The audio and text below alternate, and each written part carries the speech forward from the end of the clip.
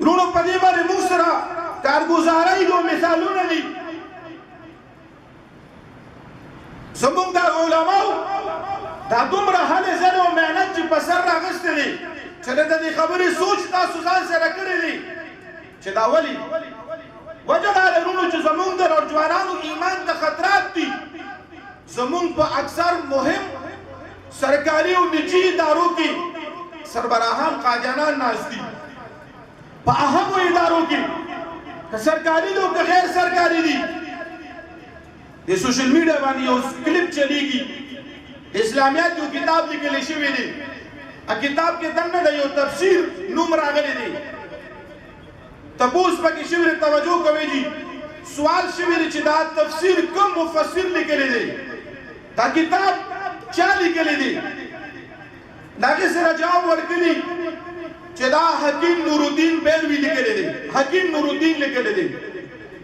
زمان او جوان خو صرف په دې باندې پوه شي چې دا به یو مولا وي او د قرآن یو تفسیر به یې لیکلی وي. بیا لاندې حاشیه کې ورسره خبره کړې ده چې د حکیم نورالدین تعارف یې کړی دی. نو دا حکیم نورالدین د میرزا غلام قادیانی نام نهاد خلیفه شکل هغه بالکل زمونږ په شان دی. ږیره یې وه پټکي یې و د قرآن او د سنت معلومات ورسره وو. علم ورته نه وی. توجه کوئ جی علم خو هغه وي چې بنده الله ته ورسوي. علم څه ته وایي چې بنده الله ته ورسوي. چې یو بنده د ایمان نه خلاص شي او د الله نه لرې شي دا علم نه معلومات ورته ویلي شو. د قرآن او سنت کافي معلومات ورسره او زمان او جوان ته په ذهن کې چې دا خبره ورواچولې شوه چې حکیم نورالدین یو نومې یو ملا هم شته چې کتاب او تفسیر هم لیکلی دی.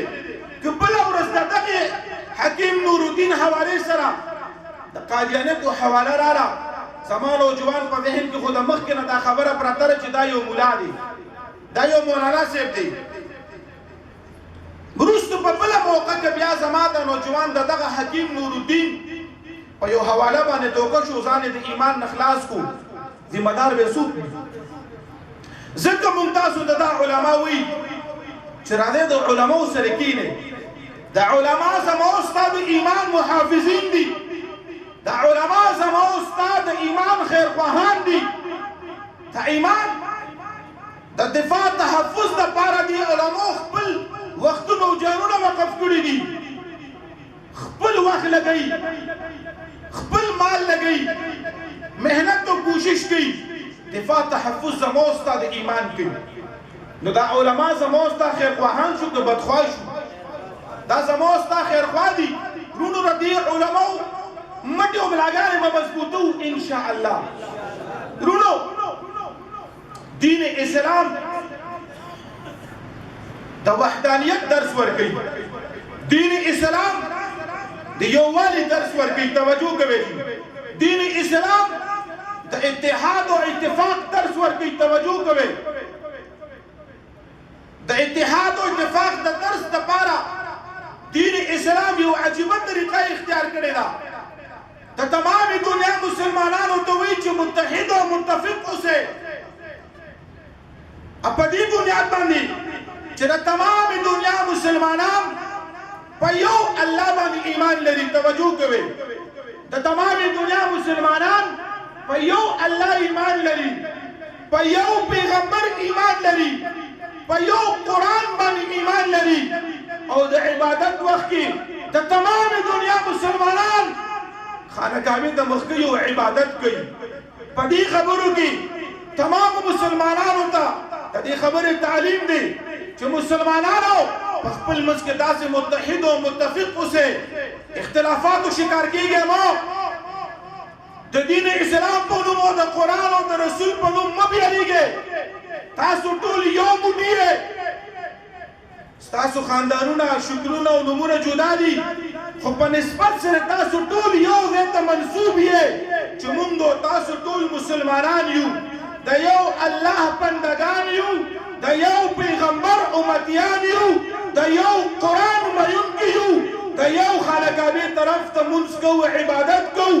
لهذا موږ ټول مسلمانان په دې خبره باندې متحد او متفق یو چې کلم د اسلام خلاف خبره رااله مونږ به ټول یو یو چې کلم د قرآن خلاف خبره رااله مونږ به ټول یو یو چې کله د پیغمبر د عزت او د ناموس او د حرمت خلاف خبره رااله مونږ به تمام دنیا مسلمانان یو موټی یو تمام دنیا کفر ته به د خبرې پیغام ورکوو چې مونږ د دې پیغمبر په نوم باندې مخکې یو یو اوس هم یو یو بیا به هم یو یو مونږ چرم د خپل پیغمبر د عزت او د حرمت دفاع تحفظ کې خپل منځ کې جدایي او فرق نه راوستل غواړو زمونږ د جماعت عالمي مجلس تحفظ ختم نبوت مقصد وحید همداري چې د تمام مسلمانان تمام امت مسلمه په یو متحد او مطابق پلیټ فارم باندې راټول کی او دا ټول مسلمانانو